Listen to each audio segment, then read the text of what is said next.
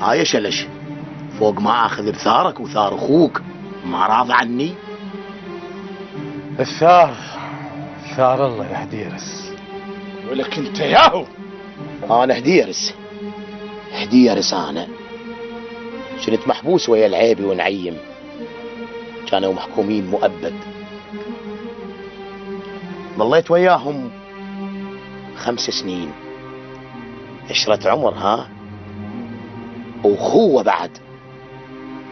ويوم من الايام العيبي حكى لي قصته، قصة اخوه شلش.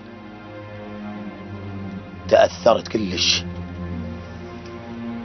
وبكيت وانطيته وعد، قلت له من اطلع من السجن لازم اخذ بثارك. العيبي لباله شلش مات، وانا هم تفاجأت من شفته بعيني عدل، وفرحت من اكلت الطقات والفشخات من شلش، وقلت هذا ثار وخلصت منه. ظل ثار آل عجاج، والليلة طيحت واحد منهم.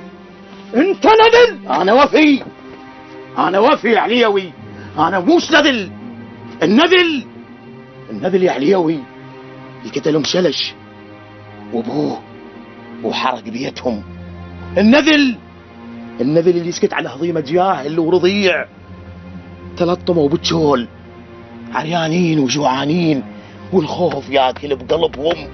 النذل اللي تهنى بورث ولاد شنيشل وياكل حق هو موشله. انا موش نذل، انا وفي، انا هديرس يا عليوي، انا هديرس اللي راح ارجع الحد لاهله. بس انا ما راضي يا هديرس. مو بكيفك، انا انطيت وعد لاخوك ولازم اوفي له. بويا بطلنا ما نريد. الثار موش ثارك يا عليوي حتى تبطل يولا. عليوي انا وقفت وياك على حب العيبي الك، ويا ما حجالي على وقفاتك وياه ويا اخوه شلش. عليوي انا رايح اخذ ربعي ورايح، بس ما راح ابعد الا اقضى على تارثة عجاج كلهم.